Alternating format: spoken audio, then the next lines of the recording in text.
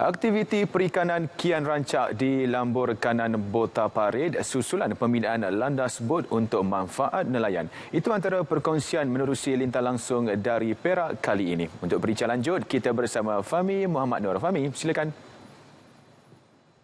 Terima kasih, Alif. Pembinaan landas bot di Lambur Kanan Bota Parit bakal merancakkan lagi aktiviti perikanan di kawasan tersebut. Selain menarik perhatian pengunjung, manfaatnya dirasai lebih 20 nelayan darat di kawasan berkenaan untuk mendaratkan dan memunggah hasil tangkapan ikan dengan lebih efisien. Esko Belia dan Sukan Komunikasi dan Multimedia Negeri Khairul Syaril Mohamad berkata, usaha digerakkan Perbadanan Pembangunan Pertanian Negeri Perak SADC sebagai tanggungjawab sosial korporat dengan peruntukan dana hampir RM40,000. Di kawasan sekitar ni tak kurang daripada 20 orang nelayan darat yang ada di sini. Yang mana mereka juga akan mewujudkan satu persatuan khusus di sini untuk akhirnya landas ini kita akan serahkan kepada mereka tadi untuk mereka uruskan perkara ini. Itu satu. Yang keduanya, kita juga harap dengan adanya jeti ini ia akan memberikan nilai tambah pada kawasan ini yang saya lihat ada potensi untuk menjadi kawasan tarikan baru. Beliau ditemui selepas merasmikan penyerahan landas bot tersebut di Lambur Kanan Bota Parit. Selain mampu memuatkan 2 buah bot pada satu-satu masa, landas bot berkenaan berupaya meningkatkan sumber pendapatan nelayan. Premis perniagaan di Ipoh yang gagal mematuhi arahan pemasangan jalur gemilang sempena sambutan Hari Kebangsaan akan dikenakan kompaun RM250. Meskipun begitu, Datuk Bandar Ipoh Datuk Rumaizi Baharin berkata pihaknya masih mengamalkan pendekatan memberi nasihat sebelum sebarang kompaun dikeluarkan. Sebanyak 6,000 notis pemasangan bendera telah dikeluarkan kepada premis-premis persendirian. Pihaknya juga telah memasang lebih 5,000 jalur gemilang di jalan-jalan utama sekitar Ipoh.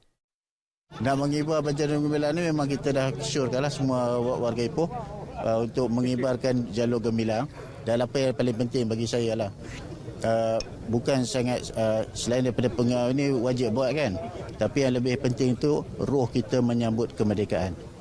Yang itu lebih utama. Maknanya kesedaran kita mengenai kepentingan kemerdekaan. Kesedaran kita mengenai apa itu kemerdekaan. Beliau terdahulu melancarkan kempen Kibar Jalur Gemilang peringkat Majlis Bandaraya Ipoh. Lebih 1,000 warga kerja MBI terlibat di samping pelbagai aktiviti termasuk perarakan pasukan penguatkuasa MBI, persembahan dan pemasangan jalur gemilang pada kenderaan rasmi MBI. Menjelang sambutan Hari Kebangsaan, semangat patriotisme terus diterjemahkan dengan pelbagai cara. Bagi seorang pesara Jaafar Othman dan isterinya Nurlia Hashim, mereka tidak jemu menghias rumah dengan konsep kemerdekaan setiap kali menjelang 31 Ogos. Wartawan Nur Ain Abu Bakar sempat berkunjung ke rumah pasangan itu di Taman Kerian Parit Buntar untuk menyaksikan sendiri keunikan hiasan tersebut. Jaafar berkata sudah menjadi tradisi dia dan isteri menghias kediaman dengan dekorasi patriotik. Selain hiasan 600 bendera, replika bangunan bersejarah turut dibina menggunakan barangan terpakai seperti lebihan kertas, kayu dan pelepah kelapa.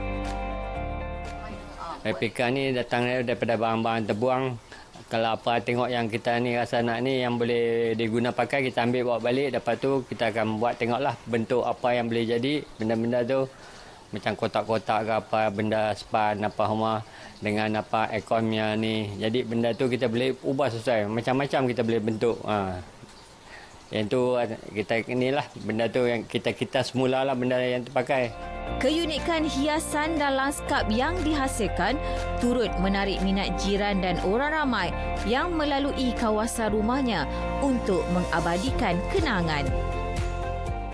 Selain bendera, fakta-fakta sejarah ini juga digunakan oleh Encik Jaafar sebagai bahan hiasan bagi mengingatkan dia dan anak-anak tentang asal-usul mereka sekaligus dapat menerapkan nilai-nilai patriotisme dalam diri mereka masing-masing. Tahun ini, Jaafar tidak ketinggalan menyertai pertandingan keceriaan Bulan Kebangsaan 2022 anjuran Jabatan Penerangan Malaysia, Japan Negeri Perak. Untuk hiasan ni atas semangat saya tiap-tiap tahun saya bila ada bulan kemerdekaan tetap saya masuk. Saya akan berubah desain bentuk apa yang ada di pemikiran saya, tak ada masalah. Masuk pertandingan kalau ada ni kita masuk, kalau tak ada kita tak ada masalah ya. Kita tetap sama ya. Semangat kemerdekaan tetap ada pada jiwa. Diharapkan semangat ini dapat menjadi contoh kepada generasi muda agar menghargai kemerdekaan kerana ia bukan mudah untuk dicapai, malah perlu dipertahankan sampai bila-bila. Nur Ain Abu Bakar, RTM. Sekian paparan berita dari Perak, kembali bersama Alif. Assalamualaikum, salam hormat. Baik, terima kasih Fahmi.